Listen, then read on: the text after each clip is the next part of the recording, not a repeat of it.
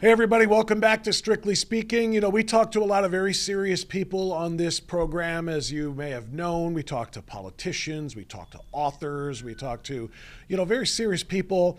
And sometimes it's fun to not be serious. Sometimes it's fun to have a little bit of fun. And that's why I got a very special guest for you here. Now, I could try to give you his biography and give you an introduction that tells you who he is. Nothing will tell you who he is better than listening to him tell you who he is like this. Watch this. My buddy actually recently got propositioned by a prostitute for $40. And I told my wife about it, and she goes, $40? She must think she's pretty good in bed. Really? I thought that was a very low amount of money. But now that I know that's my wife's price range, I'm gonna try to give her $40 all the time. Just say, oh, did you have a rough day of work? You want to make $40?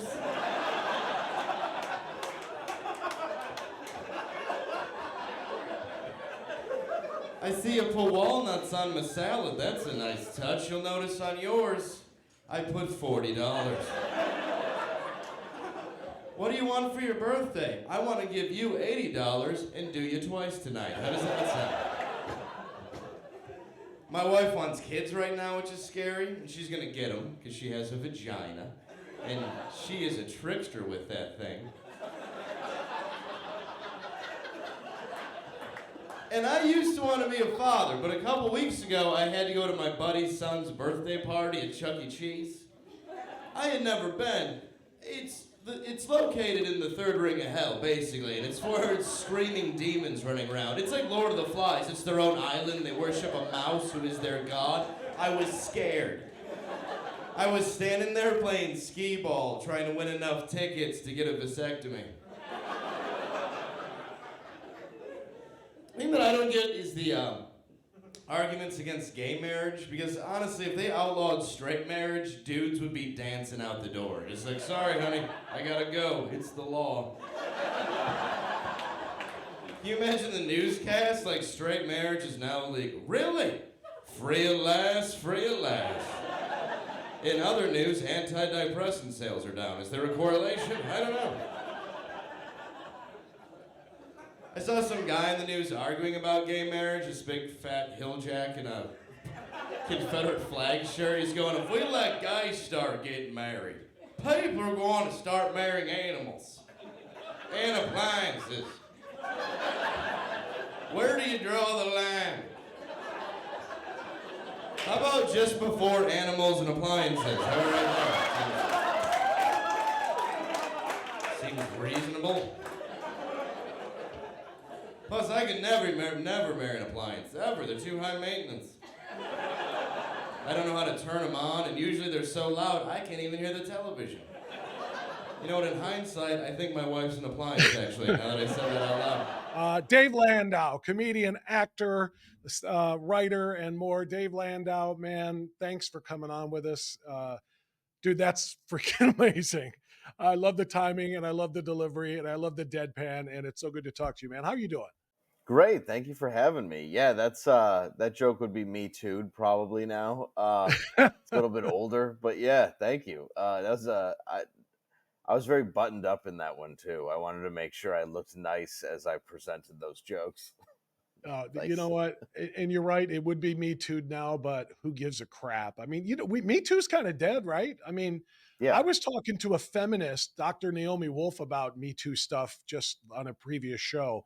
And she said she hated the whole thing about believe all women in Me Too anyway, because each case should be evaluated individually instead of assuming that the guy who's accused is guilty the way they did. I mean, it's kind of good. It only lasted a couple of years, really, before people said enough of that crap.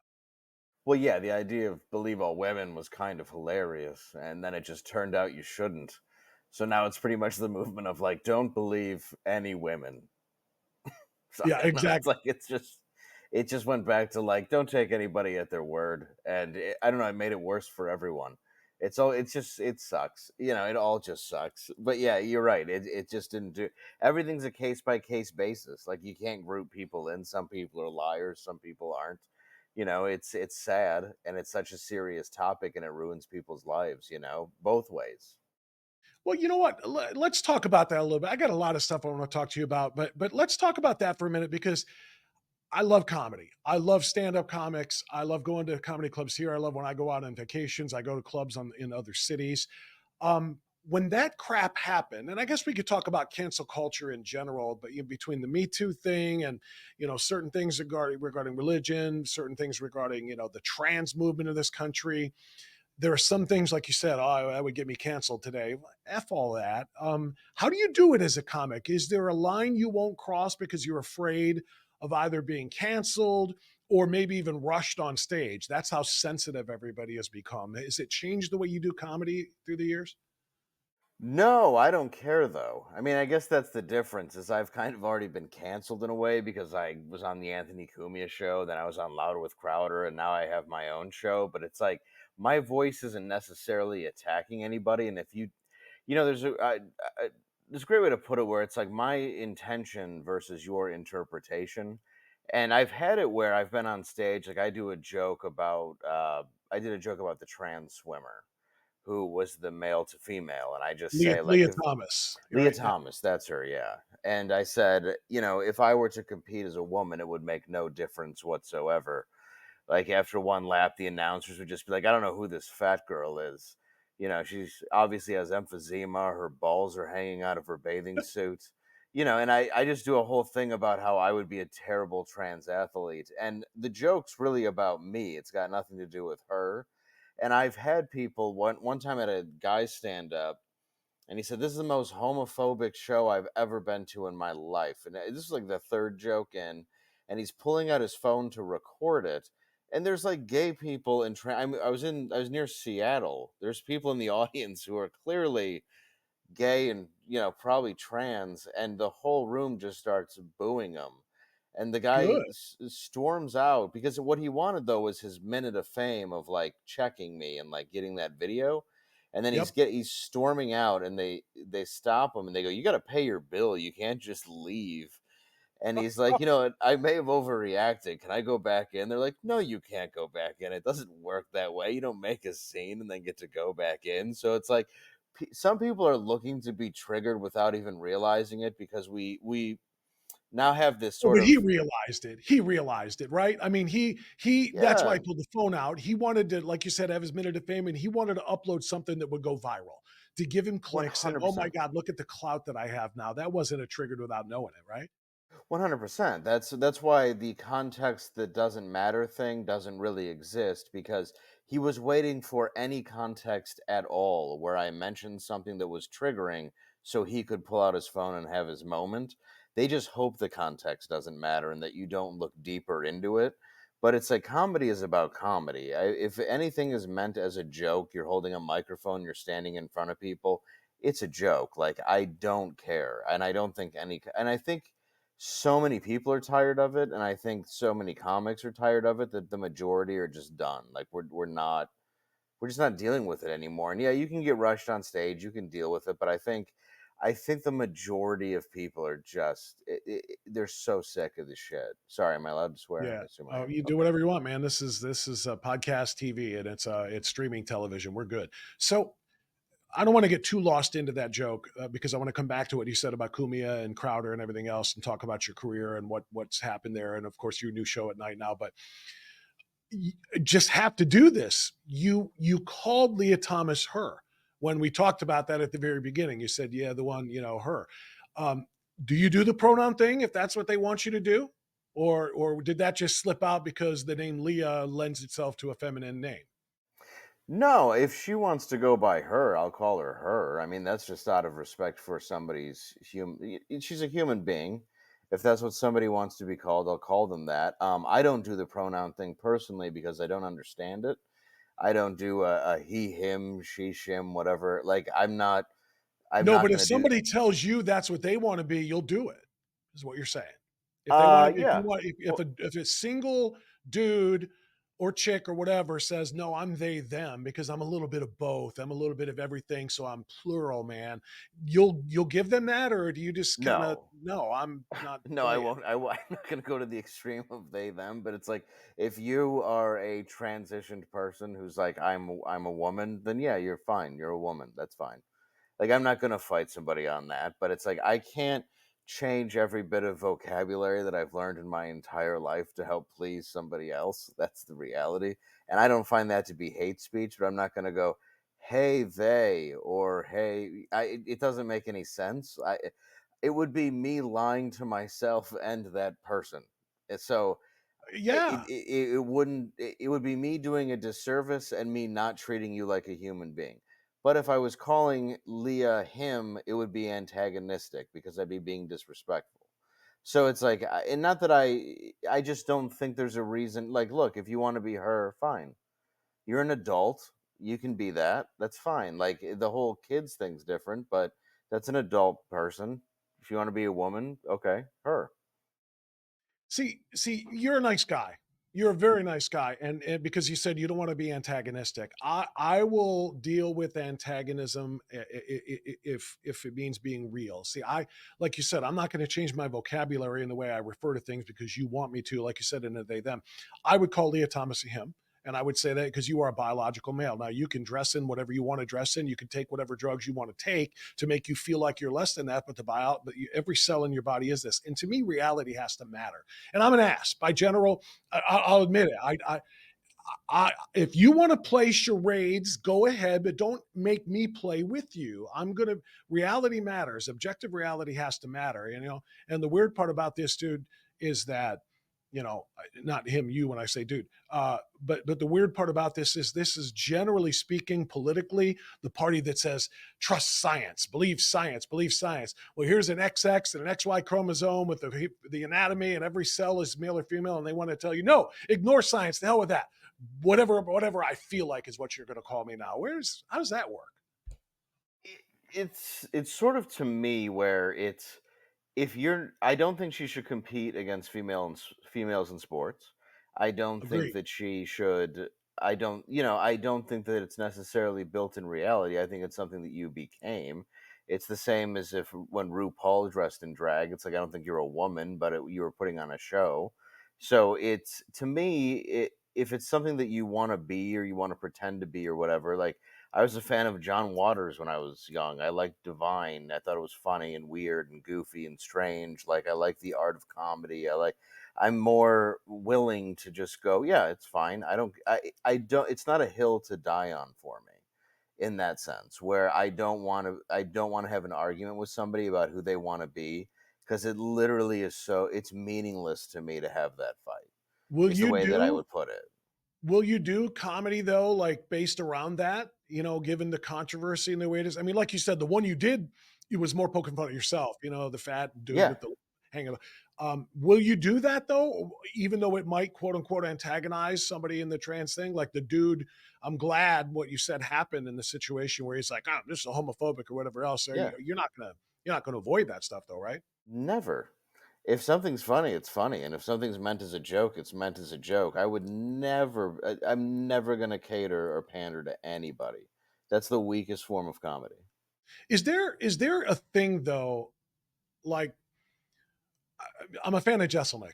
You probably like Anthony Jeselnik. Yeah, He's, yeah, he's of he's course. he's one of the best. One of his things he says something like, the thing he hates most in the world is somebody who says, "I will joke about anything but blank." If there's because there should be nothing to fill in that blank. One hundred But is percent. there? But is there if we're talking about 6 million dead Jews and the Mhm. Holocaust? Can you make a Holocaust joke? Can you Yes, make a 9/11 joke about the people yes. burning in the towers and jumping to their deaths? You know what I'm saying? Because I kind of get his point, but then I also hear those things. I'm like, is there any line? No, I mean, that's the reality. It's like, if something is meant as a joke, it's meant as a joke. Now, you're allowed to be offended by it.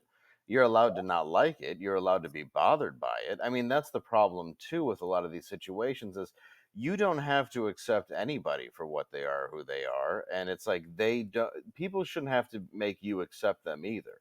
The reality is a lot of people are going to hate you for a lot of different reasons, or dislike you for a lot of different reasons, and disagree with you. The fact that everybody's just supposed to accept you for what you are. People don't like me because I'm short. I mean, it's like, I could give a shit if you want to saw your dick off and think that I'm supposed to accept it. So it's like, for me, it's pointless. It's like this pointless argument. And like, I'm on a conservative network where I guarantee you every host on there besides me would probably agree with you, where they're like, I'm not going to address you as that. I just personally, I wouldn't say it's even a liberal ideology. I just don't have this need to want to go, all right, yeah, you're like, I just don't think you're like, it's that important to call somebody that. Like, it doesn't mean that much to me. If you want to break down the science of it, I have a lot of issues of the science. I have a friend who just died yesterday, 41 years old, of a heart attack while he was lifting weights, perfectly healthy. I've lost more friends in the last 2 years of this is a fun comedy show. I've lost more friends in the last 2 years to fentanyl, to all this other stuff, and my issues with the vaccine, even though I believe in a lot of vaccines, and this last vaccine that I don't believe in at all, and people think that I'm crazy. So it's like I have a lot of things that, people are going to disagree with me on fully, but I do think that there is something. I think there's a larger thing that's nefarious going on that wants to divide people, and not only divide people, but to kill people. So I think with something so big at hand, me arguing about something like that is minimal compared to what the larger scope of what this all is. I want to drill down a little further on that, but after I ask about your 41-year-old weightlifting friend who died, because every time I see somebody who's young, particularly if they're doing something athletic, because we're seeing it on soccer fields and basketball courts and everything else, these With guys dropping over. teenagers. Yeah, right. Yeah, teenagers and athletes in their 20s, oftentimes in the prime of their lives, perfectly healthy hearts and everything else, having cardiac arrest, myocarditis, all that other crap. So I was going to ask you, was your late friend? I'm sorry to hear about that. Was he jabbed? Was Yes. he? And is the feeling among him and his family and people like you and his friends that had something to do with it, or no? Depends if you have the jab or not. That's what I mean. Him, your buddy who had the jab. Do you Well, feel like that caused it? yeah, if I feel like it did, yes.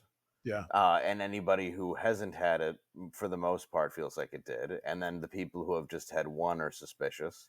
And the people that have had several jabs don't feel like it is. But I feel like when I talk to them, there's a lot of self denial there. Yeah. And that's what's frightening to me, because I 100% believe it's that. I do too, and because again, I'm assuming since he was lifting weights, he's ordinarily a healthy guy. In 40s is still young. I mean, we're talking Yeah, teenagers, he's a 41. He's 41 a year old. Yeah, 41-year-old black guy. He's my third black friend to die of the same wow. thing around the same age. And I know it probably sounds odd, but I feel like it does kill more black people than white people from what I've seen so far. Yeah, and I will never be able to understand the science behind that. But you're right about people who are unjabbed want to say absolutely it caused it, and people like you said have one is a little bit suspicious, whatever. We want to be right as people, and that Yeah. goes back to what we were just talking about with whether or not you'll call a guy who wants to be a girl by a female pronoun. We want to be right, and I want to be right too. But it's not just Yeah. that. The reason this is where I wanted to drill down deeper on this, because you said you worked on conservative networks where almost everybody believes that way, the kind of way I do. And one of the reasons why is because of this massive spike in the what are we the mass psychosis, if you will, where we're having this number of people who are being affected by the social contagion, young teenage girls mostly transitioning to being males. And the reason why is because of the normalization and the acceptance of the ones who have already done it or in the process of doing it. And it's killing girls. It's killing, the transitioners. I mean, you probably may or may not know this from some of the other places you've worked and people you've conversed with, but um, people who transition as teenagers, by the time they're in their 20s, they have a 19 times higher rate of suicides after they do Yes. it than people of the same age who didn't do that. And we're talking not 19% higher, 19 times. And so when I'm like, no, I'm not playing your game, I want more and more people to try to discourage this because almost all of them are social. They're being socially transitioned. They don't actually have the psychological condition called gender dysphoria, right? So they're Mhm. groups of girls are going to the doctors to get the drugs, the puberty blockers together. What, they all have the same psychological Right. condition, or are they all doing peer pressure clout stuff, And it's just for a lot of us, we just want to stop the effect it's having on kids. Oh no, I fully get that part. Like that's not what I mean by it. I mean, when you're already there and that's something that you want to be called, for me to further turn the screw in there, it makes it for me it doesn't make a lot of sense. For me not to point out, I mean, to say there's a right and wrong, well you are right. It's a biological male. You're a Yeah, born male. There's no yeah. question about it. Men can't get pregnant. I don't know why that's a thing that even has to be a debate. I think the idea that it's being told to children that it's okay.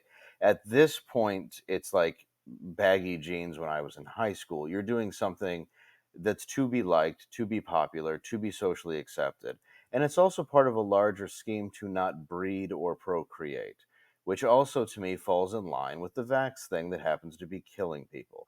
To me, it seems like a larger, more nefarious thing than just that. So, what I mean is, when I'm talking to the individual, I don't want to hurt the individual who happens to be a symptom of the same complex problem.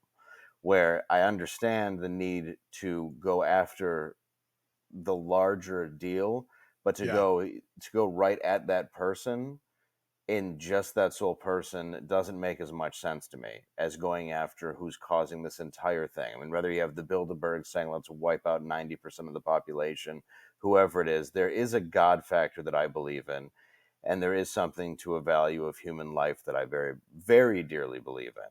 And I Do you think think that's being ignored completely for the sake of money and for the sake of greed. And I think people are being wiped off the planet right now, and that's how serious I take it, and that's how tragic I think it is. If we're, to be perfectly honest, and it's hard like to even make a joke about it right now in that sense, because it's so obvious now to me that I'm shocked people just want to ignore it.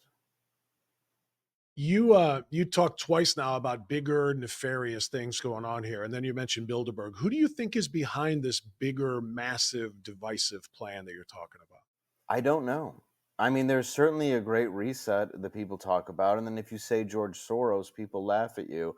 But then you look at stuff like Media Matters and other companies that are actually funded by these people who have Yeah. gone after me. They've gone after shows I've been on, like Crowder. They've gone after, I mean, Alex Jones, like him or not, he's been right about a few things. It's like I didn't agree with what he said about Sandy Hook, but no one did. But you think parading the parents out like that was some sort of a gift? It was disgusting. It was as disgusting as what he said. And it's like, to try to say he's going to get them $1 billion. It was to make a point. It was to limit the speech of people. And Right. granted, what he said was, it was horrible for him to say they were crisis actors. And he said himself that it was horrible to say that. People say things, they regret it. So, but the way that it's being worked is, yes, there's what, how many media companies own all the information you get? Five? You're getting less than that now? You have people that are, you mean, you have centi billionaires, a handful of them, an amount of money that most people will never comprehend or understand, that run everything. It it's insane. And the idea is to make people richer and richer, and we're watching people get poorer and poorer.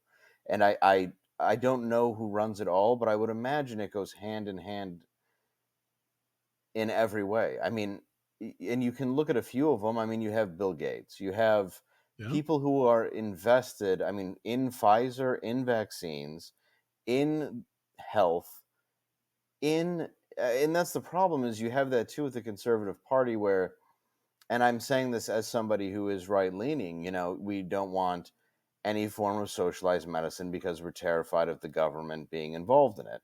But then I'm also terrified of people like Bill Gates having all the access to it, because then they can buy stocks and trade it. So it's like, what's the answer there?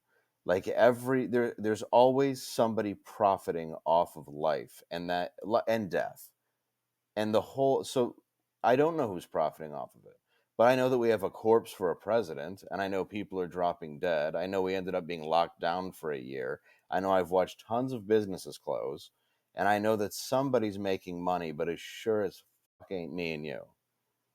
That's no, you're right. We're we're all pretty much being led to believe that our strongest adversary as a nation is China. It used to be Russia, and of Yeah, course there's crap in the Middle East, and everything, but China is the biggest threat.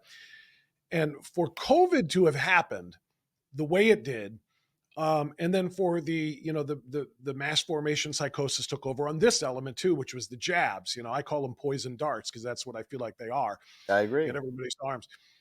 That would essentially mean, though, what you're talking about is that the US actually kind of teamed up with its strongest geopolitical adversary, China, because this came out of a Chinese lab. We know this, not a wet market. We know that Fauci has been exposed as having been a part of the gain of function research and the Correct. information that was given to the Chinese. So it comes from China.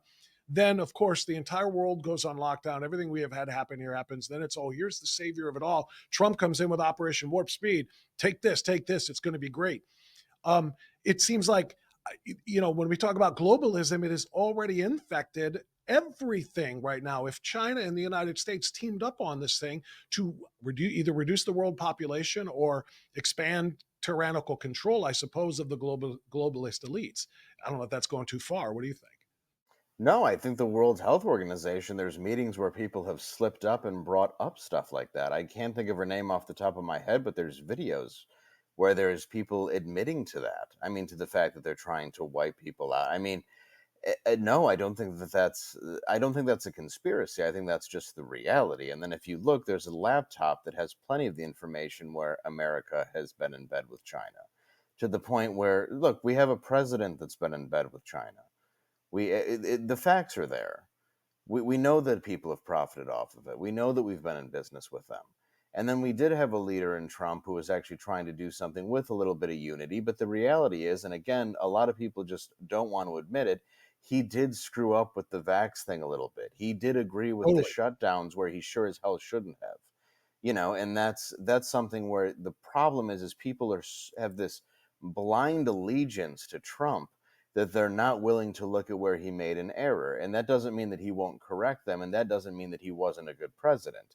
That just means that the lockdowns and the stuff did happen under his watch. Now, Fauci is a monster. That has been proven time and time again.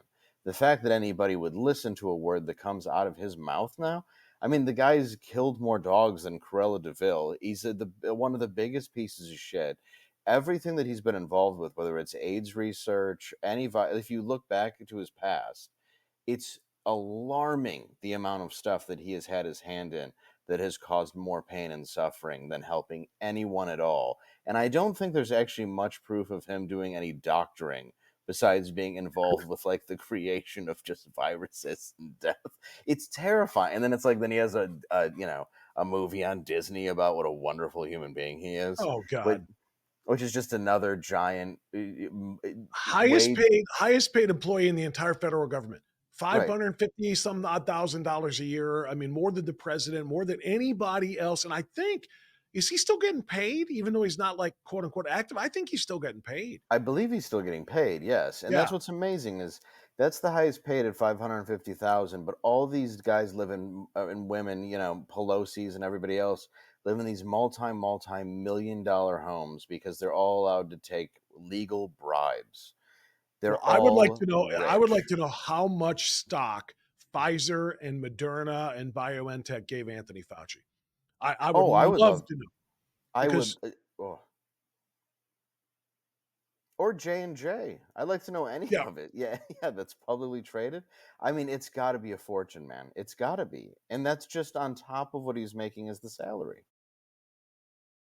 so Dave, I'm going to go back because you said you're, center right or right leaning. I think is how you've called yourself. I'd Anyway, say, yeah, I'm fairly right. And it's like, yeah, it's so cliche to say now because everybody says the same thing where they go, well, I was left, but the flagpole just, or they mhm. kept moving the goalpost, and it's the same crap everybody else says. But it's like, I was definitely a George Carlin fan and somebody who believes in freedom of speech and comedy and that you should be allowed to criticize the government. And my dad was killed by Agent Orange, which, the VA was lovely. They gave us nothing.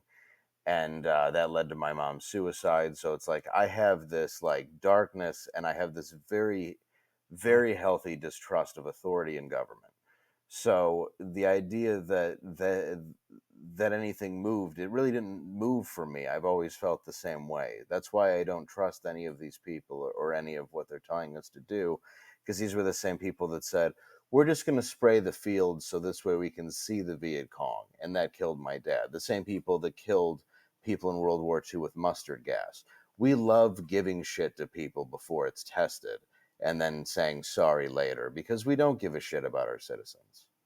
Yeah, that's. I'm sorry, I didn't know about all that in your history, man. No, That's. and I throw it in there because I really want people to know that I have my reasons, and people are so quick, especially on the left, to accuse you and just think you're working some sort of angle or work. Like, I have a lot of anger about all of this because I've had the feelings that people have had, and now I'm watching people lose loved ones because they're trusting in something and trusting a science that's completely not real, but completely disproven and made up.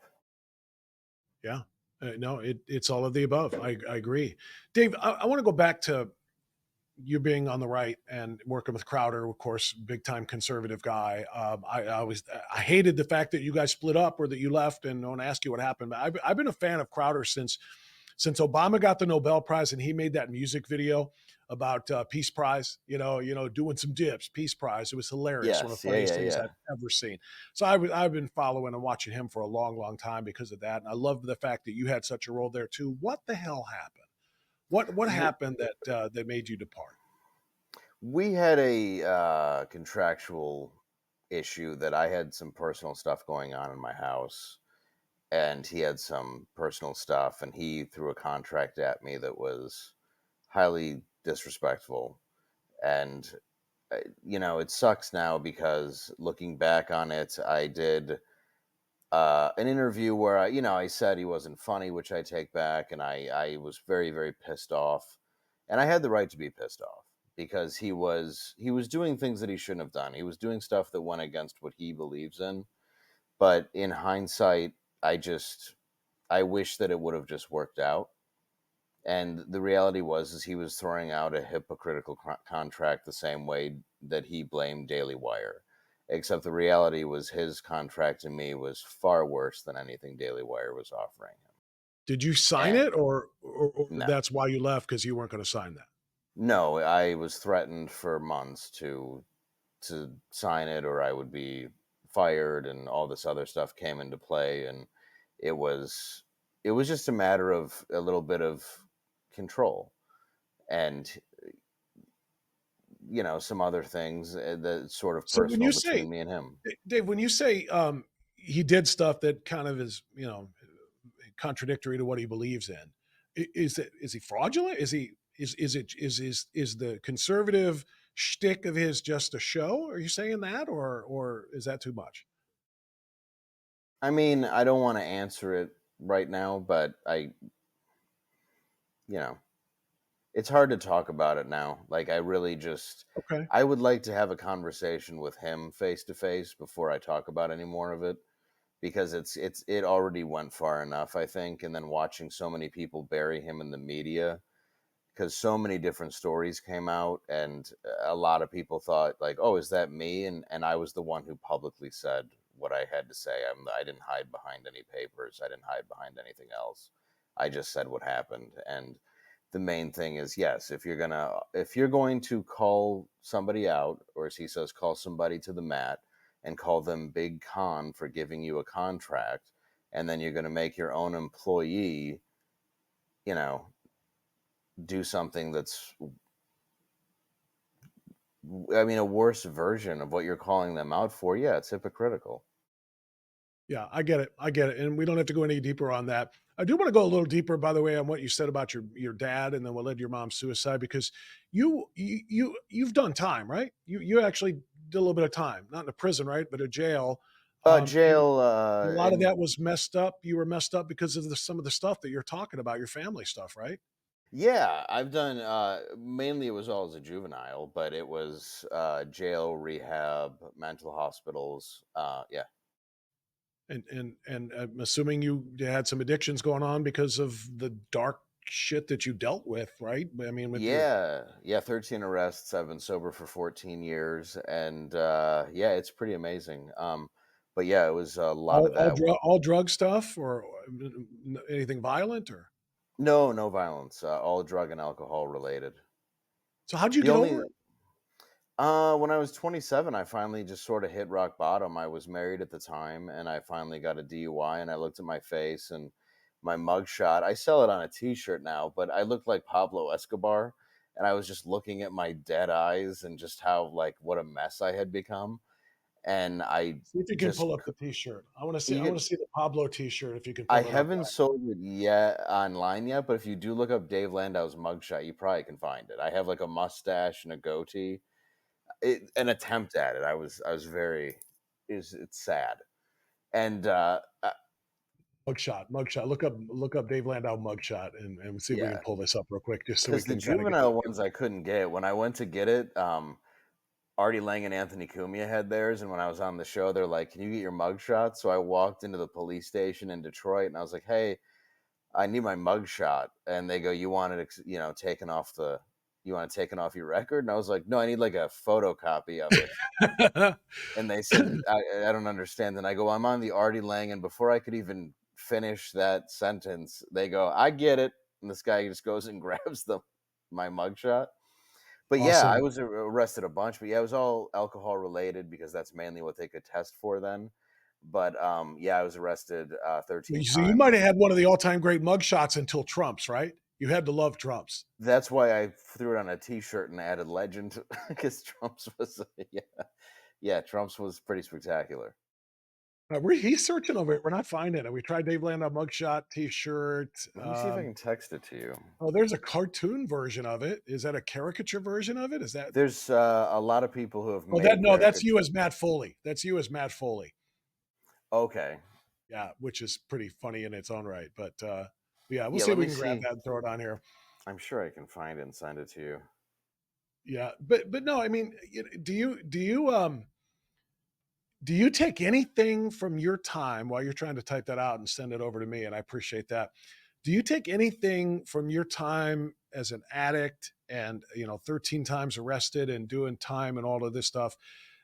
Does that impact how you view drug addiction and the criminal justice system? Because again, most people like you and to an extent like me who are on the right, we are all like lock their asses up. This is bull crap. I'm tired of the it's not my fault. I have a disease and everything else. Most of it is just want people who break the law to do their damn time, and we're tired of this rehabilitation stuff. Do you have a different view of it being on the right but also having that history? Well, mine was largely as a juvenile, but no, I do certainly have an understanding of addiction because you have to look at an individual case and the individual pain that somebody's actually gone through. And I Yeah. mean, certainly when you're looking at a young person and somebody who's dealing with something at home that people may not realize, or somebody who's, even if they're lost in a system where, my parents were great parents. My dad was my hero. He coached baseball, he did everything. And then one day you just have this inoperable brain tumor and you're paying out of pocket, losing every penny that you have. And I'm sort of left to fend for myself, staying with my grandma and whatever. But it's like I'm still dealing with this depression, and dealing with certain things. I do have it where I don't think, I do think people are sick. I don't think they're necessarily criminals. And we've also shut down so many of the mental health care facilities in this country, and look at the good that's done. So Because true. So now true. we've shut down, and so many soldiers and stuff who are now on Skid Row, no one cares about them. So we have people that are now drug addicts who are our soldiers. So they're not criminals. They're people that have been screwed over by our own government, and now they live on the street. So I do have, I know that there are good people that are addicts. Now, it does come down to a matter of choice. When you're sound mind and body and you're able to change your life and you're able to do something, I think you have to be responsible. You have to step up. You have to change your life. I mean, look, Robert Downey Jr. is somebody who I admire a lot because at 38 years old, he finally just said, "Look, I I have a gun in my mouth and I like the taste of metal." And he ended up talking to Mel Gibson of all people, who gave him very like godly advice and helped put him back on the right track. And then he became Iron Man as a guy who had been nothing but somebody who was arrested constantly. And he said it just came down to a matter of choice and really making that choice. But you also have to be ready. And I think the problem now is people who are experimenting with drugs and dealing with drugs, they don't know what they're getting into in the sense of fentanyl, in the sense of what's going to kill them, what's going to bring them pleasure.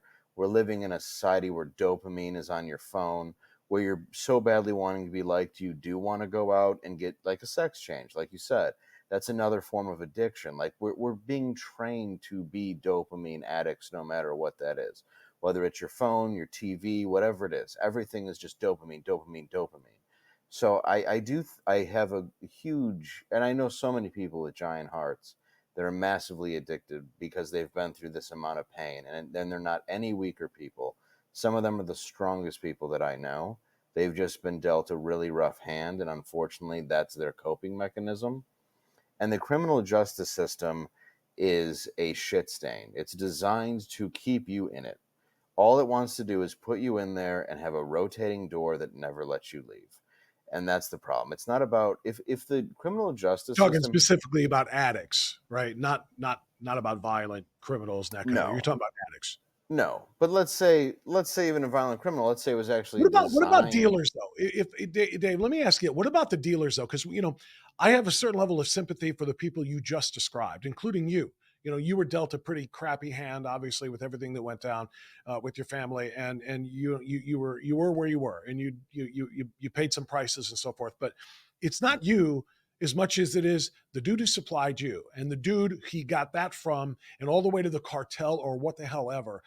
That pipeline of the drugs getting to people to get them cracked out and get them addicted and get them hooked. Those people, I just feel like there's not a jail deep enough that I want to bury them under more because of what they're doing to people. I mean, you differentiate between those and the users, right?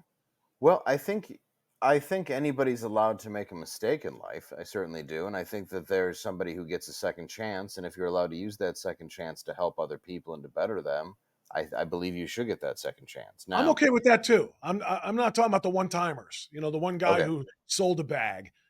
I'm talking about the professionals, the ones who actually, who are in the manufacturing and the distribution and the mules and the runners, and then all the kids that they're tricking out, or that they're oh uh, yeah, the ones that are the professional, that's the way I have a problem. It's not the individual, like you said, who's got a problem for a variety of different reasons. But man, the availability of that, I don't think there's enough we can do. You say, the justice system is designed to keep you in. If you're a dealer, it ought to be. If you're a dealer, and yeah. again, one of the pipeline workers in that, I think you ought to be.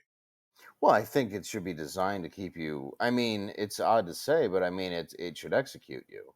I mean, if all you've done is deal death and destroyed people's life and you have absolutely zero remorse for it, and a lot of these people are sociopaths because they've done nothing but profit off of the death and suffering of other people, I think that they're useless. I think they're garbage. And the problem is if the system was actually about changing your life and why am I blanking on the term Rehabilitation. rehabilitation? Yeah, Yeah. if anything was about rehabilitation involving the justice system and actually about changing you and wasn't just about, now granted, I get it's a punishment, it should be, but it's like at the same time, if it was really about changing you and making you a better person, that would be one thing, but it's not. And that's the shitty thing. It's not about that. It's not about helping anybody. It's not about changing anything. It's really not even about justice, because if we watch the last few years, it's a revolving door for violent criminals and pedophiles and everything else who just get out in 3 days, and then people who have almost zero evidence against them, or I don't know, walked into a Capitol building who are serving, 30 years. You have to look at those people. That's the real problem. So the criminal justice system is a joke. It always has been. It's been since I was young. And you also have to look at certain judges. You want to talk about narcissism? Imagine sitting on a throne thinking that you're good enough to take out other people. It's pathetic. Like the whole system is designed to destroy you. So it takes you from a bad place when you're young, puts you in a worse place, trains you to be a shittier person, then puts you back out onto the streets. That's the whole criminal justice system to me. It's a joke. I don't want to debate it, but I want to ask, what's the alternative? Because it's a shitty system. I don't Yeah. disagree for a lot of the reasons you just mentioned, but rehabilitation doesn't work with everybody. You know, you ended up having to hit rock bottom before you broke yourself out of the cycle. And for some people, rock bottom is a lot lower, you know, a For deeper sure. bottom than others, and they harm a lot of people. They harm their own family members. And if there isn't a rehabilitative way to do this and to stop them from harming other people, and as you know, of course, when you get strung out, you can't keep a job because you're strung out all the time. So how am I going to buy my next fix? And I'm going to go steal this from that person. It just breeds more crime. Well, it breeds more victims, is what it does. So you're Yes. right. It's a crappy system, but what the hell else can we do?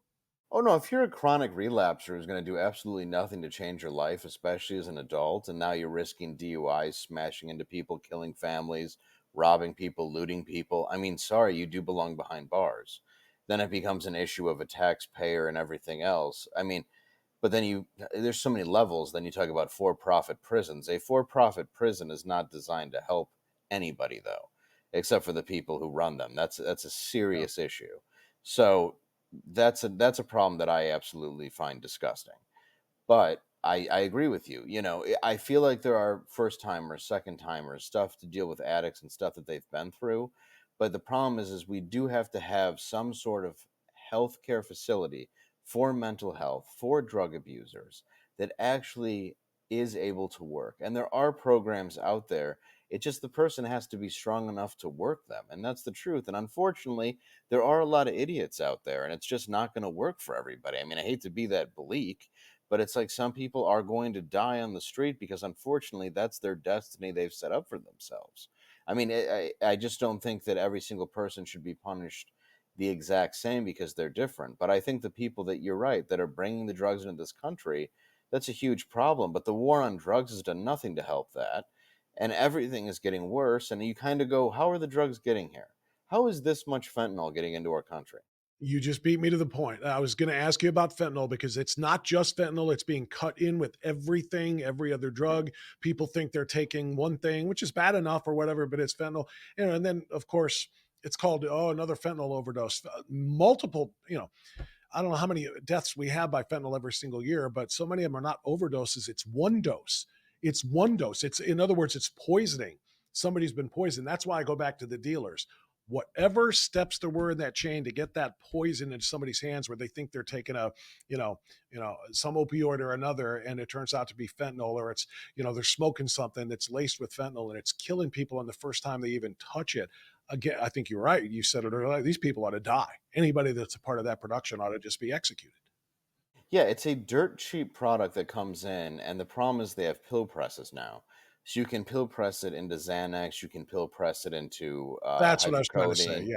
Yeah, you Yeah. can pill press it into almost anything. And that's a frightening thing because we're living in a time now where when I was doing a lot of drugs in the 90s, stuff was pretty easily prescribed. And I was even working at a pharmacy where honestly you could just steal stuff. It wasn't that difficult because stuff wasn't being looked at. And now we're living in a time where stuff is grossly underprescribed to the point where if you have like a thrown out shoulder and you're in massive pain, you can't get 5 Vicodin because the doctor's too worried about getting in trouble. But like if Yep. you have horrible anxiety, you're going to get 0.25 Xanax for you're going to get 10 of them for a month, and that's not going to, I mean, that's not going to cure a chipmunk's anxiety. So we now have this massive problem with underprescribed drugs. So now the drugs are bigger on the street. So people who are even elderly who can't get a Vicodin prescription for something that they might need are going out, and we're finding more and more dead people because they're going out and Yep. trying to get a prescription from a drug dealer that they should be getting from a doctor. So we have that level of it too, where now it's okay, we can't even prescribe the proper medication to people. And then, at the same time, somebody's just something's allowing all this into the country. Something's getting through customs. I mean, we've already opened our borders because that was such a great idea that we're just letting hordes of people come in here. I mean, I was in New York doing Fox a couple weeks ago, and I have videos of it was the Roosevelt Hotel, and you're talking about a line of people down the street, going into it, upstairs, I mean, all the way around the building of illegal immigrants being checked into the hotel. And by the time me and my friend whose show I was doing went to dinner and came back, they were all checked in. It was quicker than if you were checking in if you were paying for the hotel. That's the government allowing that into the United States. That's who's letting it in. That's who's killing people. It's right there Yeah. in front of our eyes. And that's what bothers me, because who else is letting the fentanyl in here? Who Yeah. else is making it? It's coming from China. It's coming Always. in China, and it's coming through Canada, and it's coming up through Mexico. Oh yeah, China is easily the biggest offender, and you're right. There are so many mules who are bringing it in here, and we have no earthly idea. They can't be vetted. By the way, speaking of checking into hotels, where can we find you? What's coming Yes. up? Well, you can see my comedy, which no one's experienced thus far, at DaveLandau.com. I got a lot of tour dates coming up. Also, you can see me at the Funny Bone. It's near Cincinnati in Liberty Township, November 10th and 11th. But if you go to DaveLandau.com, I have all my tour dates coming up right there. Do you have any other projects going on? Because we were supposed to talk to you a few days ago, and you were stuck on set for a long time. So I'm assuming you're shooting something. Is there a movie or what's going We on? were shooting, and it will be available when this airs, but it'll be a Halloween special for my show Normal World. It's on Blaze TV. You can also go to Normal World and click right there, which is our YouTube channel, and it's a brand new show. It's just been out for a couple of months.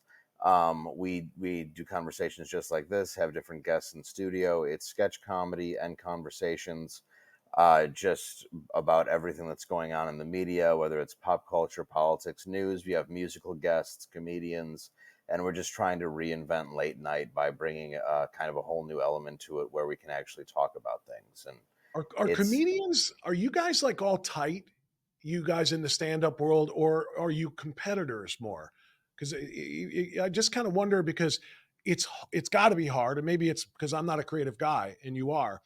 But I would think that if I'm a comedian hanging around a lot of comedians, it would be very, very hard not to be influenced by other people's style and what works and what's successful. And I know that's just like the death sentence in the comedy world to be lifting anybody else's stuff. So do you hang oh with a yeah. lot of comedians? You don't really watch their sets, especially when you get into it and you get, once you find your own voice and you can appreciate comedy later, then yeah, you will. But when you start, you will too. So, when you start, you're kind of doing your, I shouldn't say version, but you're doing your impression of Dave Attell or whoever it is that you enjoyed, or Mitch Hedberg or something, because you're figuring out what stand up is. So but yeah, you are tight with a lot. I mean, I'm tight with everybody I've met in comedy. I'm friends with them, and everybody I know has a different style. One of my very best friends who's on the show all the time, his name is Matt McClowery. He's a comic, and Yeah. his sensibilities are a lot like mine. And you admire comics. Norm Macdonald's my favorite one, probably that's ever lived. And but yeah, you kind of yeah, I mean, there's a part where, yeah, you don't want to hear how great somebody else is, but at the same time, we're living in an interesting area where somebody else's success can kind of boost you up. And for example, Shane Gillis was on Compound Media when I was there, and we were doing shows, and he was canceled, and that's led him to a skyrocketing career. And that's a great thing to see, because that was something that I think has done so much for comedy, because it was somebody who was got Saturday Night Live, then immediately got fired from SNL before he did an episode, and now he's on Netflix and selling out massive theaters. And it was because he got canceled, got him so much attention. And now that's so huge for comedy. I mean, it's great, and it's great to watch somebody else succeed. So I think I think that you have to root for your friends and be happy for their success, and I You certainly do. you found your style. Well, how long did it take you to find your style? Because you took your first stage, you were what, 19? Something like that? You were very young. Yeah, 19 I joined Second City, and then I was like 20 when I did stand up. Okay. How long did it take you to find that style? I mean, is there like a growing period, like a rookie quarterback who's going to throw 20 interceptions before they figure out what the hell they're doing? There is. I mean, there's certainly people who hit it real early, like Eddie Murphy did, or a Pete Davidson. But yeah, I mean, I kind of figured out my voice pretty early on, because I think I had sort of an old soul with what I had experienced in my life. And I figured out my voice, and I figured out how to write jokes, and going on stage at Second City and learning satire and that sort of thing early definitely helped. So it was pretty early on that I was able to figure it out. But my voice grows, you change opinions. I do radio now. I do different, TV, the stuff, the show like you're doing right now. So yeah, you change and your voice grows, and I don't. That's the great thing about comedy is nobody's ever perfected it, so you're always growing as long as you're willing to grow. Yeah. No, that's awesome. Well, I want people to come and watch you. Watch Normal World on Blaze TV. Like you said, your tour dates and spots you're going to be are all at davelandau.com. And man, it's fun. I enjoy watching you on stage. I certainly enjoyed talking about this stuff with you, dude. Keep it up. It's phenomenal, and I'd love to have you back, man. And any other time we could talk to you, it's been a pleasure. Absolutely. Thank you for having me. Thank you, Dave. Like, comment, subscribe, and hit the bell icon to be notified for all our new videos. New episodes dropping every Tuesday morning, and we'll have some of our favorite interviews from the vault dropping on Fridays as well.